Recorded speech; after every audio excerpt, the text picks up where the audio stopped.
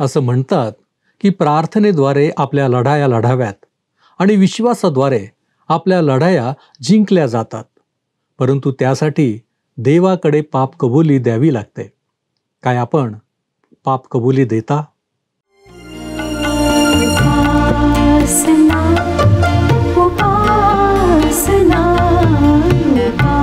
उपासना, उपासना, प्रभुजी करो उपासना, प्रभुजी करो उपासना, उपासना, उपासना, उपासना, उपासना. प्रभू येशू ख्रिस्ताच्या मधुर नावात आपणास सलाम. उपासना कार्यक्रमामध्ये आपले हार्दिक स्वागत. प्रियांनो, आम्ही विश्वासणारा आणि त्याचे कुटुंब याविषयी शिकलो आहोत. तसेच आपले इतरांशी संबंध कसे असावेत याविषयी माहिती घेतली आहे. आज आपण विश्वासणाऱ्याला आत्मिक पातळीवर जो लढा द्यावा लागतो त्याविषयी शिकणार आहोत. तसेच मूळतः आमचा आत्मिक शत्रू कोण आहे आणि विजय प्राप्तीसाठी आम्हाला काय केले पाहिजे हे सर्व पाहण्यासाठी चला प्रियांनो, आपण आपल्या अध्ययनाची सुरुवात करूया. श्रोत्यांनो, आमच्या जीवनातील महत्त्वाच्या नातेसंबंधाविषयी पवित्र शास्त्र आम्हाला काय शिकवत आहे हे आपण पौलाने इफिसेतील मंडळीला लिहिलेल्या पत्रातून शिकत आहोत. या पत्राच्या 6व्या अध्यायातील पहिल्या काही वचनांचा अभ्यास आम्ही करीत आहोत. मागच्या कार्यक्रमात आपण नोकरांची आपल्या कामाविषयी व मालकाविषयी काय वृत्ती असावी, कसे वर्तन असावे हे शिकलो. प्रभू येशूने कामाला दर्जा प्राप्त करून दिला व काम करणारा जर देवाचा पुत्र आहे तर तो म्हणू शकतो की मी प्रभू ख्रिस्ताची सेवा करीत आहे. पॉल इफिस्करास पत्र 6वा अध्याय आणि 9व्या वचनात लिहितो, धन्यांनो, तुम्हीही त्यांच्याशी तसेच वागा व धमकावण्याचे सोडून द्या, कारण तुम्हाला हे ठाऊक आहे की तुमचा व त्यांचा धनी स्वर्गात आहे आणि त्याच्याजवळ पक्षपात नाही. पवित्र शास्त्र फक्त नोकरांनाच त्याच्या वृत्ती व वर्तनाविषयी बोध करीत नाही, तर ते मालकांनाही काही बोध करते. जरी तुम्ही मालक असला तरी ख्रिस्तासमोर तुम्ही इतर कोणत्याही माणसासारखे आहात. परमेश्वर माणसांमध्ये भेदभाव करीत नाही. तो कामगारांविषयी जे म्हणतो ते तुम्हालाही लागू पडते. तुम्हीही कामगारांच्याच विभागात येतात, कारण तुमचाही एक मालक आहे आणि तुमचा मालक ख्रिस्त आहे. हे मालक व नोकर यांचे ख्रिस्ती नाते संबंध आहे. ह्या जबाबदाऱ्या परस्परांविषयीच्या आहेत. मालकांनी आपल्या मालक असण्याचा गैरफायदा घेऊ नये. त्यांनी आपल्या सत्तेचा दुरुपयोग करू नये. त्यांनी धमकावू नये. ख्रिस्ताच्या समक्षतेमध्ये मालक व नोकर एकाच पातळीवर उभे असतात. ते ख्रिस्तामध्ये एकमेकांचे बंधू आहेत. मला पुन्हा आपणाला एकदा आठवण करून देऊ द्या की आम्ही ज्या नातेसंबंधाचा सध्या अभ्यास करीत आहोत ती फक्त ख्रिस्ती विश्वासणाऱ्यांची आपसातली नाती आहेत, ज्यांचा ख्रिस्तामध्ये नवीन जन्म झाला आहे आणि जे पवित्र आत्म्याने भरलेले आहेत.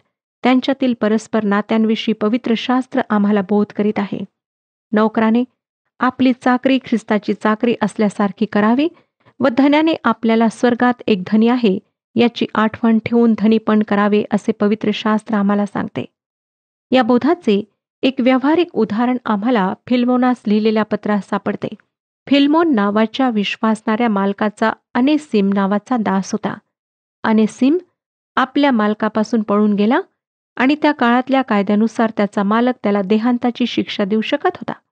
परंतु पौलाने अनेसिमाला त्याच्या मालकाकडे म्हणजे फिल्मोनाकडे त्याच्यासाठी एक पत्र देऊन पाठवले.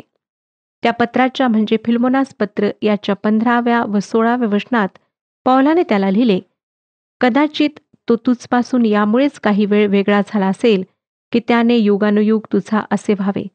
आजपासून केवळ दासच नव्हे तर दासापेक्षा अधिक म्हणजे प्रियबंधू असे व्हावे. मला विशेष प्रिय आणि तुला तर देह संबंधाने व प्रभू संबंधाने याहून कितीतरी अधिक प्रिय व्हावे.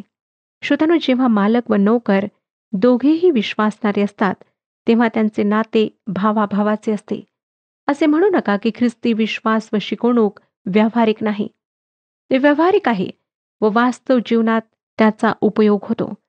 जर ख्रिस्ती धर्म मंदिरातून बाहेर पडून जगापर्यंत पोहोचत नाही, तर कुठेतरी काहीतरी चुकत आहे. जर ह्या विश्वासाप्रमाणे चालण्याचा प्रयत्न केला तर तो प्रयत्न यशस्वी होईल आणि नोकर व मालक या संबंधामध्ये यशस्वी आम्ही होऊ शकतो. पवित्र शास्त्र आम्हाला नवीन जन्माच्या आवश्यकतेविषयी वारंवार सांगते आणि ह्या पत्रामध्ये ज्या वेगवेगळ्या नातेसंबंधांविषयी सांगितले आहे, ते फक्त नवीन जन्म झालेल्या विश्वासणाऱ्या पवित्र आत्म्याने भरलेल्या लोकांच्या परस्पर नातेसंबंधाविषयी सांगितले आहे. हे आदर्श वाटणारे नातेसंबंध त्यांच्यामध्ये निर्माण होऊ शकतात. याचे कारण असे की येशू ख्रिस्ताचे रक्त त्यांना एक दुसऱ्यांशी जोडते. ते त्यांच्यामध्ये समेट घडवून आणते. येशू ख्रिस्ताच्या वधस्तंभावरील मृत्यूमुळे 2 पातळ्यांवर समेट होऊ शकला. देव व मानव यांच्यामध्ये पापामुळे शत्रुत्वाची तीव्र भावना होती. परंतु देवाबरोबर मानवाचा समेट घडविणारे समर्पण येशू ख्रिस्ताने वधस्तंभावर केले, म्हणजे त्याने मानवाच्या पापांची खंडणी भरून मानवाला देवाच्या क्रोधापासून वाचवले व आपल्या देहाद्वारे मानवाला परमेश्वरापर्यंत पोहोचवण्याची वाट करून दिली. दुसरा समेट त्याने मानवामध्ये आपसात घडवून आणला. मानवाच्या पापी स्वभावामुळे मानवामध्ये तर भिंती निर्माण झाल्या होत्या, परंतु येशू ख्रिस्ताने त्या आपल्या प्रीतीने जमीनदोस्त केल्या व त्यांना आपल्या प्रीतीने बांधले. ख्रिस्ताची प्रीती विश्वासणाऱ्यांना एकत्रित बांधते आणि अशा प्रकारे एकत्रित बांधलेल्या विश्वासणाऱ्यांचे आपसातले नातेसंबंध पवित्र शास्त्रात सांगितलेल्या आदर्शाप्रत पोहोचू शकतात. आपण ख्रिस्ती विश्वासणारा ख्रिस्ताचा शिपाई आहे हे पाहत आहोत. आता त्याचा शत्रू कोण हे आपण पाहणार आहोत. या विषयाबरोबर या अध्यायाच्या मध्यवर्ती कल्पनेच्या अभ्यासाला सुरुवात आम्ही करणार आहोत. ही मध्यवर्ती कल्पना आहे, मंडळी येशू ख्रिस्ताचा चांगला शिपाई आहे. या शिपायाचे नातेसंबंध कसे आहेत हे आपण पाहिले आहे. परमेश्वर त्याच्या प्रशिक्षणाची सुरुवात त्याच्या घरापासून करतो. मग तो जसा बाहेरच्या जगामध्ये मिसळू लागतो, तेव्हा परमेश्वर त्याला काही विशेष सूचना देतो. तो मालक असो किंवा नौकर असो, देवाचा पुत्र म्हणून त्याला समकालीन समाजामध्ये काहीतरी सहभाग घेणे अगत्याचे आहे. तो कोणत्या ना कोणत्या प्रकारे उत्पादक असतो. आता या शिपायाच्या शत्रूविषयी आपण माहिती पाहणार आहोत. या शिपायाला लढाई लढावीच लागते. एका गोष्टीविषयी सर्वसाधारणपणे गैरसमज आहे, ती गोष्ट ही की देवाच्या लेकराला लढत राहावे लागते व ही लढाई आत्मिक पातळीवर असते. जर सर्वसाधारण कर्तव्ये निष्ठेने पाळली जात नसतील, तर ख्रिस्ती ध्येयाच्या उच्च पातळीवर काहीही महान आत्मिक विजय प्राप्त होऊ शकणार नाहीत. म्हणजे जर साध्या साध्या कर्तव्यांच्या बाबतीत आम्ही दैहिक स्वभावाविरुद्धच्या संघर्षात विजयी होऊ शकत नाही, तर उच्च आत्मिक पातळीवरची युद्धे आम्ही कधीही जिंकू शकत नाही. या उच्च स्थानात शोभेल असले जीवन आम्ही जर जगत नाही, तर खरोखर आमच्याकरिता लाजेची गोष्ट आहे. आम्ही स्वर्गातील स्थानामध्ये बसलेले आहोत, ही गोष्ट सुंदर आहे. परंतु प्रिय श्रोत्यानो, आम्ही या पृथ्वीवर जगत आहोत आणि आम्हाला आमचा विश्वास वास्तवतेमध्ये उतरवायचा आहे. जर तुम्ही ख्रिस्ताला संतोषविणारे जीवन जगत नसाल, तर मोठमोठ्या सभांना जाण्यात काहीच अर्थ नाही. अनेकदा ख्रिस्ती वर्तुळामध्ये आम्हाला कटुपणा, तिरस्कार, वैमनस्य आढळते आणि यामुळे ख्रिस्ताला खूप दाखवल्या जाते. असे का व्हावे की आमच्यामध्ये पुष्कळ शिक्षण आहे, परंतु आमचे वर्तन खालच्या दर्जाचे आहे? पुष्कळ लोक असे आहेत की त्यांचा विश्वास सनातनी आहे, परंतु त्यांचे वर्तन उदारमतवादाचे आहे. आम्हाला ज्ञान व शब्दांची गरज आहे, म्हणजे आम्ही विश्वास स्वच्छपणे व चांगल्या प्रकारे मांडू शकू असे समजण्यामध्ये मोठा धोका आहे. त्यामुळे आम्ही आमच्या ख्रिस्ती जीवनाविषयी निष्काळजी होऊ शकतो. आणि असे जगणे म्हणजे लढाई कोठे चालू आहे याविषयी गैरसमज करणे होय. मला नाही वाटत की सैतान रात्रीच्या क्लब किंवा गुंडाच्या जगावर लक्ष केंद्रित करीत आहे. मला वाटतं की तो आज रविवारी सकाळी मंडळीवर लक्ष केंद्रित करीत आहे. तो आत्मिक पातळीवर कार्य करीत आहे आणि अनेक झोपाळू ख्रिस्ती लोकांना याची जाणीवही नसते. अनेक ख्रिस्ती लोक दारूची दुकाने बंद करण्याच्या खटपटीत असतात, परंतु खरे तर त्यांना त्यांची निंदा करणारी वाचाळ तोंडे बंद करण्याची गरज असते. ज्या क्षेत्रामध्ये सैतान अजिबात कार्य करणार नाही असे आम्हाला वाटते, त्याच क्षेत्रात तो काम करताना दिसतो. शनिवारी संध्याकाळी तो कार्य करण्यासाठी बाहेर पडत नाही, तर तो शनिवारी रात्री लवकर झोपतो जेणेकरून तो रविवारी सकाळीच उठून उपासनेला जाऊ शकावा. जेव्हा मंडळी देवाच्या वचनासाठी दृढ भूमिका घेते, जेव्हा उपदेशक देवाचे वचन देत असतात, तेव्हा आत्मिक लढाई सुरू असते व हेच ठिकाण नष्ट करण्याचा सैतानाचा प्रयत्न असतो व हीच युद्धभूमी आहे. कधीकधी रविवारी सकाळी तुम्ही उपासनेसाठी ज्या मंदिरात असता ते ठिकाण फार धोक्याची जागा असू शकते. जेव्हा रात्री येशू ख्रिस्ताला येरुशलेमेत अटक करण्यात आली, तेव्हा सर्वात धोकादायक ठिकाण कोणते होते? ते पुरुषांचे स्थान होते काय, की गुन्हेगाराच्या जगाचे ते स्थान होते? नाही, ते धोक्याचे ठिकाण तर माडीवरच्या खोलीत जेथे येशू आपल्या शिष्यांसह होता तेथे होते. ते का ते तुम्हाला ठाऊक आहे काय? कारण त्या रात्री सैतान त्या ठिकाणी हजर होता. असे सांगण्यात आले आहे की येशूचा विश्वासघात करावा यासाठी सैतान यहुदा इस्करियोतीमध्ये शिरला. सैतान तेथे त्या माडीवरच्या खोलीत होता. माझा विश्वास आहे की यहुदा इस्करियोती व शिमोन पेत्र हे दोघेही या गोष्टीची साक्ष देतील की त्या रात्री येरुशलेमेतील सर्वात धोकादायक ठिकाण ती खोली होती. लढाई कोठे लढल्या जाते ते तुम्ही व मी जाणायला हवे. या इफिस्करास लिहिलेल्या पत्राचा अभ्यास सुरू करीत असताना मी त्याची तुलना यहोशवाच्या पुस्तकाशी केली. हे आपणाला कदाचित आठवत असेल. जुन्या करारामध्ये यहोशवा या पुस्तकाचे जे स्थान आहे ते स्थान इफिस्करास पत्र या पुस्तकाचे नवीन करारामध्ये आहे. यहोशवाने इस्रायलाच्या संतानांना यार्देन नदीच्या पार करून कनान देशात आणले आणि या देशात अनेक शत्रू होते व त्यांच्या विरुद्ध युद्ध करून त्यांच्यावर विजय मिळवणे आवश्यक होते, कारण त्याशिवाय देवाने दिलेला वचनदत्त देश त्यांच्या मालकीचा झाला नसता. यार्देन नदी आमच्या मृत्यूचे आणि वचनदत्त देश स्वर्गाचे प्रतीक नाही. जर तुम्हाला यार्देन नदीविषयी गीत गायचे असेल तर तुम्ही ते गाऊ शकता, परंतु ती नदी आपल्या मृत्यूचे प्रतीक नाही. ती येशू ख्रिस्ताचा मृत्यू व पुनरुत्थान यांचे प्रतीक आहे. तुम्ही व मी येशू ख्रिस्ताचा मृत्यू व पुनरुत्थानाचे प्रतीक असलेली ही नदी पार करतो. या जगाच्या भवरानाला पार करून कनान देशात प्रवेश करतो. आज देवाच्या लेकरांनी कनान देशात प्रतिकात्मक रीतीने वस्ती करायला हवी. लक्षात घ्या की कनान देश स्वर्गाचे प्रतीक नाही. कनान स्वर्गाचे प्रतीक होऊ शकत नाही, कारण तेथे शत्रू होते व तेथे इस्रायली लोकांना लढाया लढाव्या लागल्या. तुम्ही व मी आज विश्वासणारे म्हणून युद्धभूमीवर आहोत. आज आमचा शत्रू कोण आहे हे आम्हाला समजले आहे आणि युद्ध आमच्या समोर आहे. जेव्हा यहोशवाने वचनदत्त भूमीत प्रवेश केला तेव्हा त्याला 3 शत्रू सामोरे आले. पहिला शत्रू म्हणजे यरीहो हे शहर. ते अगदी मार्गातच उभे होते. यरीहो शहर आजच्या जगाचे प्रतीक आहे. यहोशवासाठी यरीहो जसे होते तसे ख्रिस्ती व्यक्तीसाठी हे जग आहे. यहोशवाला या शहराविरुद्ध लढण्याऐवजी या शहराला प्रदक्षिणा घालण्यास सांगण्यात आले. आम्ही या जगाशी युद्ध करून या जगावर मात करू शकत नाही. आम्ही जर तसा प्रयत्न केला तर तो प्रयत्न चुकीचा ठरेल.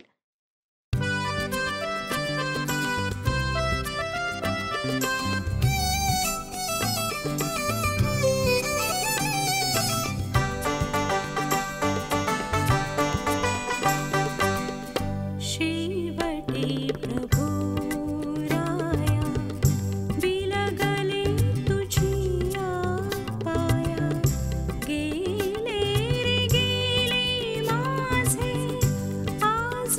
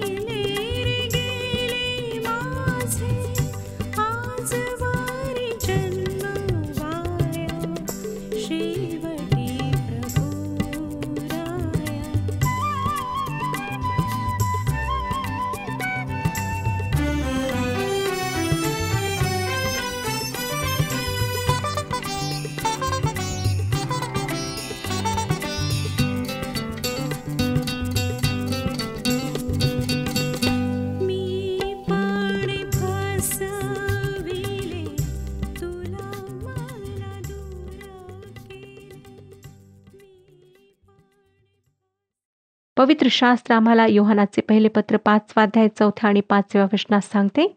योहानाचे पहिले पत्र 5 अध्याय 4 आणि 5 वचन. कारण जे काही देवापासून जन्मलेले आहे ते जगावर जय मिळवते, आणि ज्याने जगावर जय मिळवला तो हाच आपला विश्वास आहे. येशू देवाचा पुत्र आहे असा विश्वास जो धरितो त्याच वाचून जगावर जय मिळविणारा कोण आहे? जगावर विजय मिळविण्याचा एकच मार्ग आमच्याजवळ आहे, तो म्हणजे आमचा देवावरचा विश्वास व भरोसा. पुन्हा योहानाचे पहिले पत्र 2 अध्याय आणि 15 वचन आम्हाला सांगते, जगावर व जगातल्या गोष्टींवर प्रीती करू नका. जर कोणी जगावर प्रीती करतो तर त्याच्या ठायी पित्याची प्रीती नाही. श्रोत्यानो, या जगातील गोष्टी क्षणभंगूर आहेत व त्या हळूहळू नष्ट होऊ लागलेल्या आहेत. देवाच्या पुत्राने किंवा कन्येने त्यांच्यावर प्रीती करू नये. त्यांचा या जगातला अनुभव हा कनान देशातला अनुभव म्हणजे संघर्षाचा अनुभव आहे. यहोशवाने दुसऱ्या ज्या शत्रूला तोंड दिले तो शत्रू म्हणजे आय हे शहर होते. आय शहर देहाचे प्रतीक आहे. आयवर विजय मिळविणे सोपे आहे असे यहोशवाला वाटले, म्हणून त्याने त्या शहराविरुद्ध लढा देण्यासाठी सैनिकांची एक छोटीशी तुकडी पाठवली. परंतु ती तुकडी चांगलाच मार खाऊन परतली. जेव्हा ते परतले तेव्हा यहोशवाने पालथा पडून देवासमोर काकुळतीची प्रार्थना केली. देवाने त्याला त्यावेळेस काय म्हटले ते यहोशवाचे पुस्तक 7 अध्याय 10 आणि 11 वचने आम्हाला सांगतात. तेव्हा परमेश्वर यहोशवाला म्हणाला, उठ, असा उपडा का पडलास? इस्रायल लोकांनी पाप केले आहे. मी त्यांच्याशी केलेला करार त्यांनी मोडीला आहे. समर्पित वस्तूंपैकी काही त्यांनी घेतल्या आहेत. एवढेच नव्हे तर त्यांनी चोरी व लबाडीही केली आहे आणि त्या वस्तू आपल्या सामानामध्ये ठेवल्या आहेत. हे सर्व पाप त्यांना परमेश्वरासमोर कबूल करावे लागले व नंतरच देवाने त्यांना विजय दिला.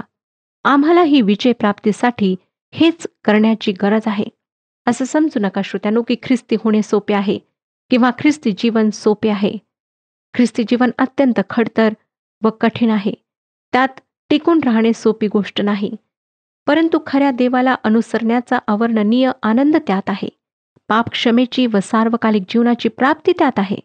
वादळांमध्येही अगम्य शांती आहे व मानवाच्या बुद्धीला, मानसिक सामर्थ्याला कमालीचे आव्हान या ख्रिस्ती जीवनात दिलेले आहे. ख्रिस्ती लोकांची संख्या वाढावी याकरिता आमचा हा कार्यक्रम नाही, तर खऱ्या देवाची ओळख लोकांना व्हावी असा हा आमचा प्रयत्न आहे.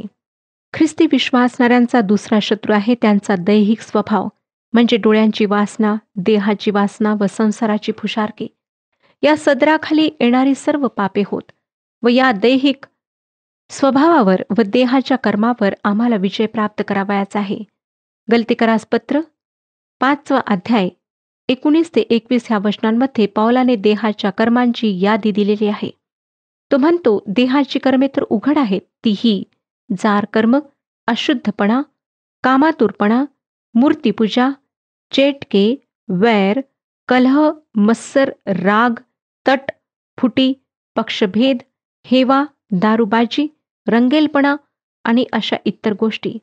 देहाची कर्मे करणाऱ्यांना देवाच्या राज्याचे वतन मिळणार नाही. या सर्व दैहिक स्वभावात समावेशित असलेल्या गोष्टी आमचा दुसरा शत्रू आहे व आम्हाला त्यांच्या विरुद्ध यशस्वी लढा द्यायचा आहे. अनेक ख्रिस्ती लोक या जगावर किंवा यरीहो शहरावर विजय प्राप्त करतात. जसे इस्रायलाच्या संतानांनी यरीहो शहराभोवती तुताऱ्या फुंकत प्रदर्शिना घातल्या होत्या, तसे हे लोक यरीहो भोवती प्रदर्शिना घालतात व प्रदर्शिना घालीत असताना ते म्हणतात, मी अमुक करीत नाही, मी तमुक करीत नाही. ते जरी खरे असले तरी देहाच्या बाबतीत म्हणजे दैहिक स्वभावाबाबत ते पराभूत होतात. ते संतापी स्वभावाने दुसऱ्यांविषयी कुजबूज करण्याच्या सवयीने पराभूत होतात. एक ख्रिस्ती माणूस माझ्याकडे आला आणि मला म्हणाला, मी काय करू? मी सारखे खोटे का बोलत राहतो ते माझे मला समजत नाही. दैहिक स्वभावामुळे असे होते. आज आमच्यापैकी अनेकांवर हा देह स्वभाव विजय मिळवतो. आय शहर देहाचे प्रतीक आहे.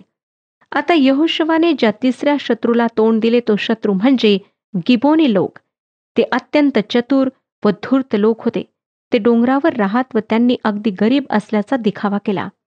त्यांनी फाटक्या वाहना घातल्या व ते अगदी दूरचा प्रवास करून आले आहेत असे त्यांच्याकडे पाहून वाटत होते. ते यहोशवा ज्या ठिकाणी होता त्या छावणीत आले व त्याला म्हणाले, बंधू, आम्ही तुझ्याविषयी ऐकले आहे.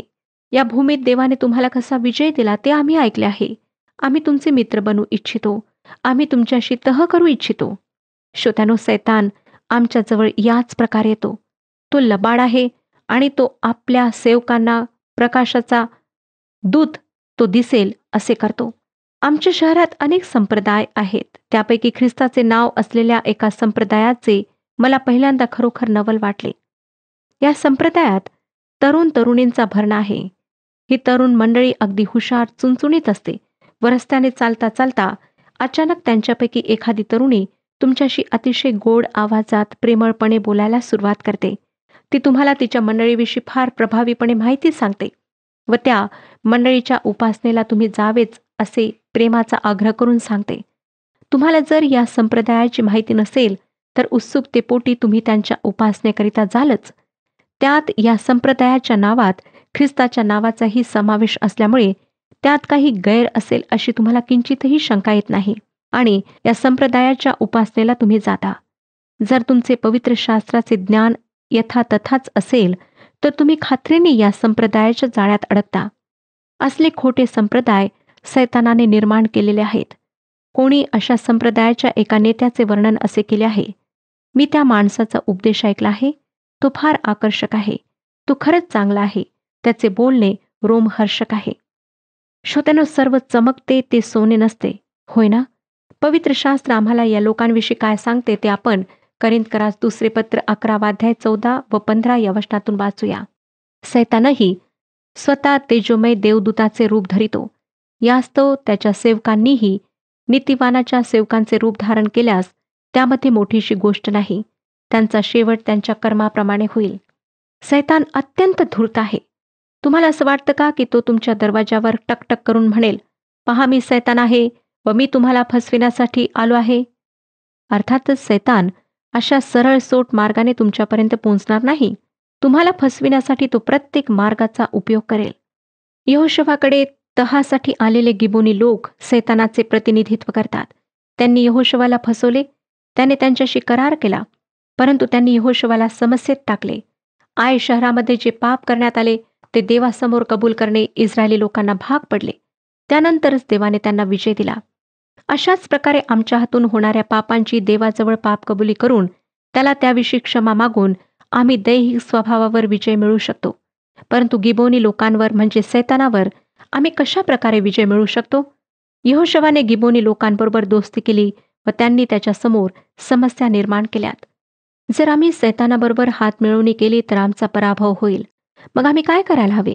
आम्ही सैतानावर स्वतःच्या सामर्थ्याने विजय मिळवू शकत नाही. तुम्ही व मी सैतानाच्या बरोबरीचे नाही आणि आम्हाला सैतानाशी युद्ध करण्यास सांगितलेले नाही. तशी आज्ञा आम्हाला देण्यात आलेली नाही. परमेश्वर आमच्या वतीने त्याच्याशी युद्ध करेल असे आम्हाला सांगण्यात आले आहे. परमेश्वर जरी आमच्या बाजूने सैतानाशी युद्ध करतो तरीही आम्हाला या पृथ्वीवर या युद्धाकरिता सज्ज व्हायचे आहे. इफिसकरास पत्र 6 अध्याय 10 वचन सांगतं, शेवटी प्रभूमध्ये व त्याच्या प्रभावी सामर्थ्याने बलवान होत जा. सैतानाविरुद्धचे युद्ध आम्ही स्वतःच्या सामर्थ्याने लढू शकत नाही, तर त्यासाठी आम्हाला प्रभूच्या आत्म्याच्या सामर्थ्याची गरज आहे. आमचा आत्मा प्रभूच्या सामर्थ्याने बळकट होणे गरजेचे आहे. नंतर पॉल पुढच्या वचनांमध्ये काय म्हणतो पहा, 11 आणि 12 वचने वाचूया. सैतानाच्या डावपेचा पुढे तुम्हाला टिकाव धरता यावा म्हणून देवाची शस्त्र सामग्री धारण करा. कारण आपले झगडणे रक्तमांसाबरोबर नव्हे, तर सत्तांबरोबर, अधिकाऱ्यांबरोबर, सध्याच्या काळोखातील जगाच्या अधिपतीबरोबर, आकाशातल्या दुरात्म्यांबरोबर आहे.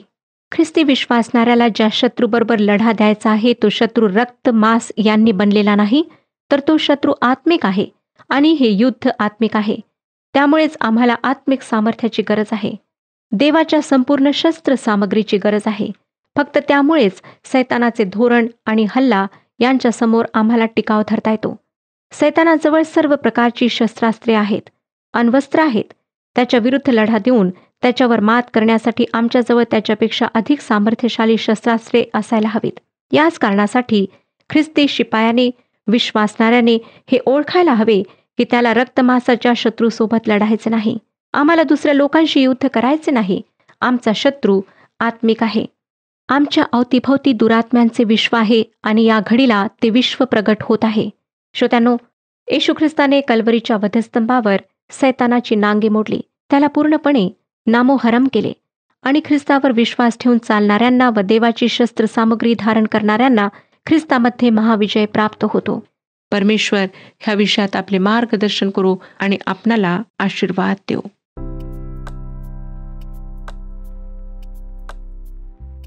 मागील कार्यक्रमातील प्रश्नाचे उत्तर आहे बी. प्रत्येक दासाने आपल्या देहदशेतील धन्यांचे आज्ञापालन करावे. आजचा प्रश्न, आजच्या अध्ययनानुसार कोणते शहर आजच्या जगाचे प्रतीक आहे? A. Ai, B. Canaan, C. यरीहो, डी. इफिस.